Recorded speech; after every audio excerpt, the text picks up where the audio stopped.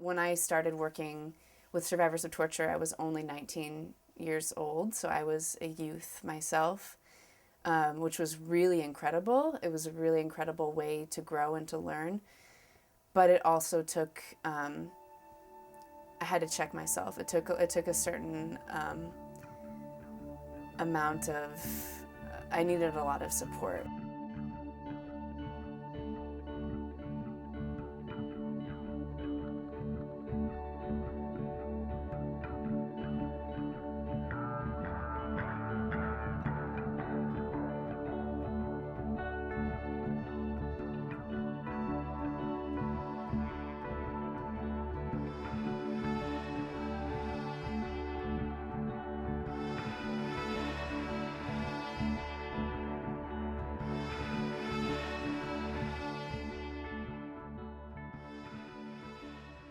When I was pursuing my bachelor's degree in social work, I started working with survivors of torture.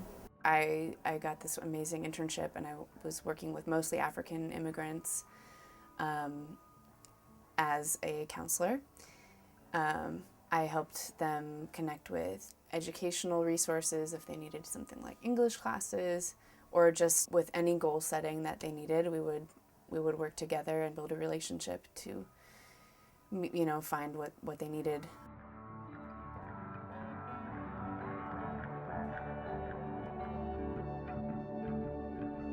I am the coordinator of the Safe Place here at San Francisco State.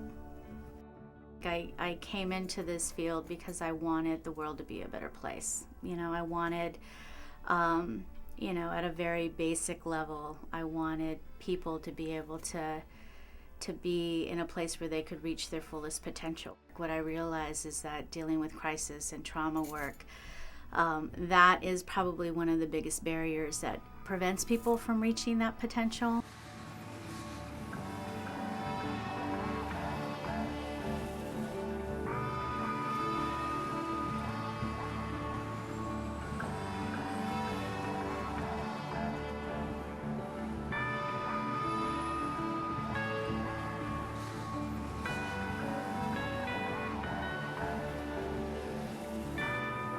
The Beat Within is a couple things. It's a wonderful program that's been around for 17 years. And you go and do writing workshops inside Juvenile Hall.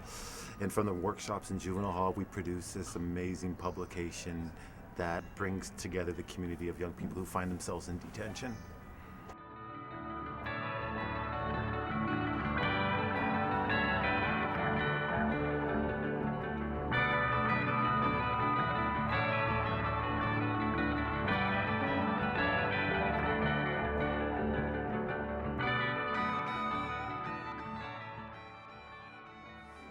What I once did was I was more, I think, I'll say more in the trenches, working in the community with the young people, but not just in Juvenile Hall, but if it was working with young people in Hunters Point or Visitation Valley or the Mission or Tenderloin, I was really hands-on as an advocate.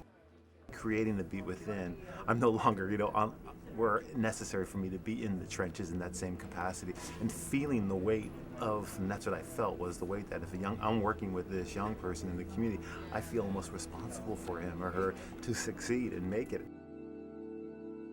Anytime you're kind of engaging with other people, I feel like you're at risk of vicarious trauma or compassion fatigue. There's a lot of terms out there for it.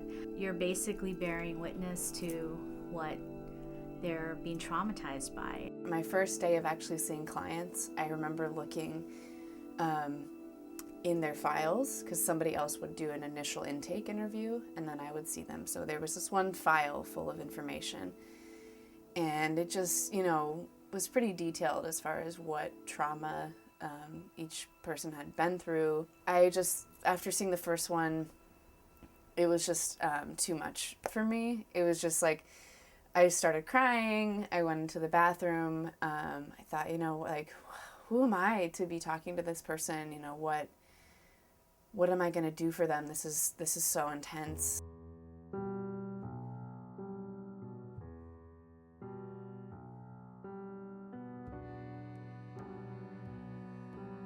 Burnout in this field is really high. So the self-care piece is really critical.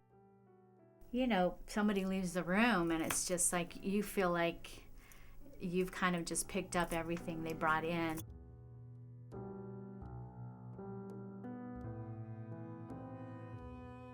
We're dealing with a lot of young people who've dealt with a lot of violence in their lives and are dealing with death and are dealing with abuse and just a lot of tragedy, of seeing someone die in their arms or seeing someone beat their mother to death or a best friend that's no longer there that died at 14, 15 years old. I took the work very, very serious to, like what I told you earlier, by the time I was 30 years old, I had a couple ulcers and it beat me up.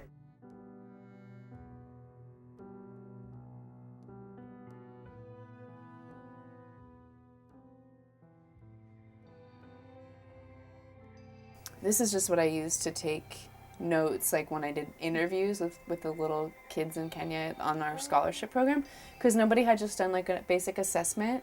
So that's kind of when I found that a lot of them were struggling with abuse. We went from school to school and we worked with principals to have them help us launch a poster contest with the kids. They produced some pretty graphic posters. It was pretty upsetting to see these images, but clearly really important for the kids to express that. I think it's important that you definitely, if you're using the medium that is your own, like if you're an artist and you paint a lot and you utilize that in your work, I think it's really important that you create a space where you can really be creative and it remains something that's important to you. Because I feel less stressed because I'm actually doing the breathing work and meditation with the clients at the same time, and it's a way of being able to do my own self-care.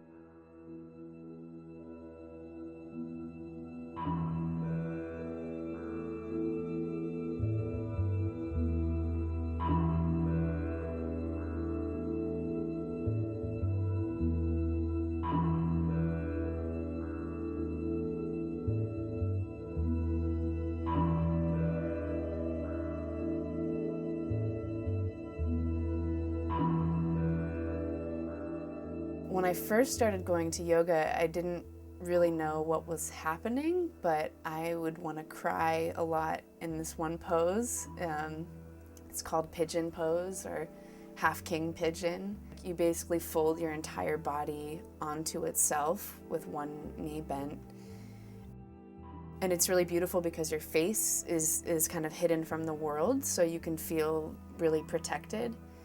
And it was in those moments that sometimes it's just all these thoughts would bubble up and they would come out and I would release them and I would tear up and start crying, and I didn't really know if that was okay until one teacher said, by the way, if you're feeling a lot of emotions right now, let them out, which was very important to unwind, just to sort of let myself feel what I was feeling. Part of it is not being so hard on yourself is a form of self-care, and being able to really assess what you can incorporate and what you're already doing that's, helping, in terms of eating 3 times a day or making sure you go out at lunch and you actually breathe air and don't stay in your office. Like all of those things are different forms of kind of doing self-care. One thing that has definitely been my greatest outlet is collecting records. I can escape and dig in records for hours.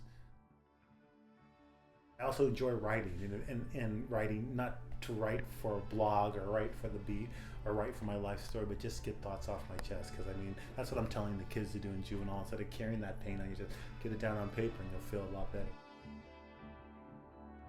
Something else that I think can be really powerful is keeping what is called a visual diary. Everything went into this book, like everything I was feeling and thinking. I would even glue pieces of wood or dead butterflies, and it was just a free-for-all dump of my brain and what I was experiencing. Most importantly, it's a release, and it's a way to know what you're thinking. People have to take inventory of just their own life and how they carry stress and kind of where they're at in their level of stress, and then figuring out realistically, like, how can they incorporate things to help deflate some of that. But making it realistic is really critical. The kind of mentoring that I was giving, I saw it working, and because of that, it inspired me to continue to improve on my skills as an advocate, as a mentor, as an elder teacher. I'm definitely going to keep doing this work because I feel really motivated by the people that I worked with. So the privilege of building connections with survivors, it's motivating me to do what I can and to play any role that I can to further their mission, which is really gratifying for me.